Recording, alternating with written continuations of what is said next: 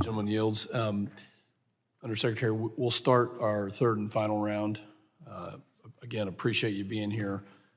And if folks come in, then I'll allow them to talk, but otherwise it'll be this group here. Now recognize myself for 5 minutes of questioning. Last year, Politico reported, and I alluded to this in my opening statement, the DHS's Office of Intelligence Analysis has a virtually unknown program gathering domestic intelligence called the Overt Human Intelligence Collection Program.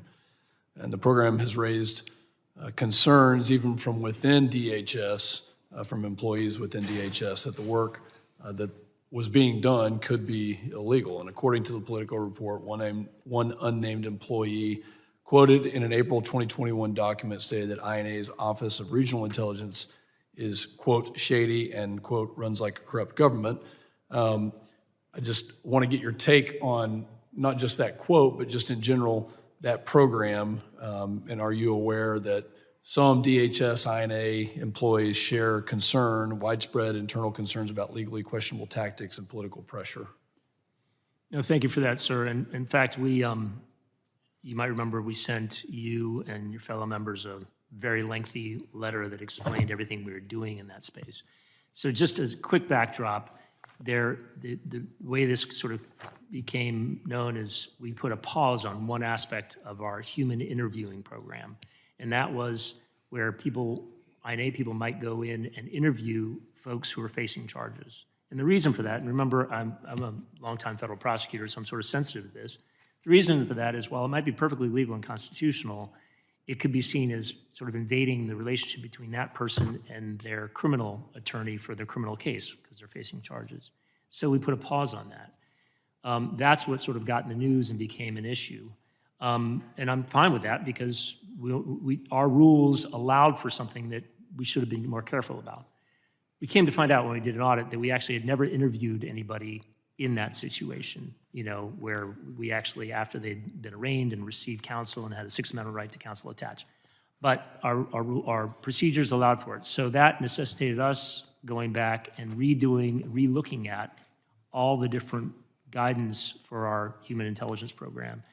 And part of what I've laid out in detail in this statement for the record is all the work we've done in that space to redo that program, new guidance, new training, limitations, and then some of the limitations that were imposed by Congress last year, which we sort of worked back and forth with Congress in a very respectful way to come up with the NDAA resolution that limited our ability to do that human intelligence collection.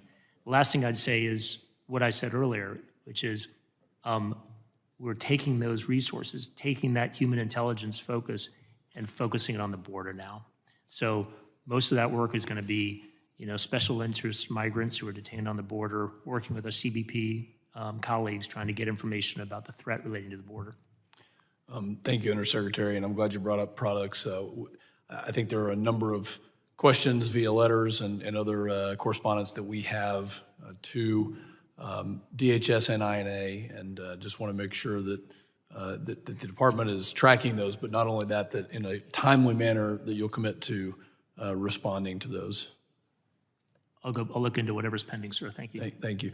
What's your biggest concern right now? What's the priority for INA to keep the country safe in the threat environment that we previously discussed today?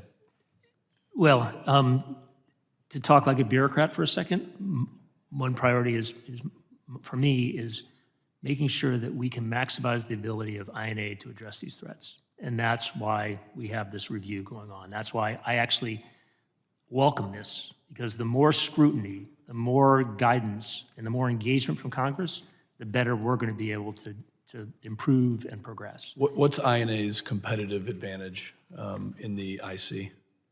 Our bread and butter, and just step back for a second, and you both spoke about challenges that INA has had. One thing that I think people need to recognize, if you go back and look at sort of the founding documents, the legislation for INA, it's not clear what the core mandate for INA is. But when you sort of look at what gap it was intended to fill post 9/11, so you referred to the 9/11 Commission report, which is a brilliant piece of writing, by the way.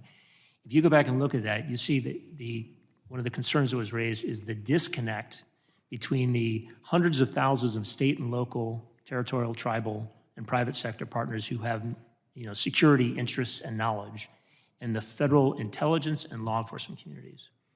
Our job is to be that connection, to be that bridge, to share information about the threats facing the homeland with those SLTTP partners and making sure that we're getting the information from them that feeds into our intelligence system. So for example, I mentioned that we do TOC nominations for TOC watch listing. A lot of that comes from our state and local partners who tell us, fusion centers, hey, Ken Weinstein, here's the information that shows that Ken Weinstein's a cartel member. We then take that, vet it, and then get it into the TOC watch list. That's the kind of information that we need bidirectionally from our state and local partners.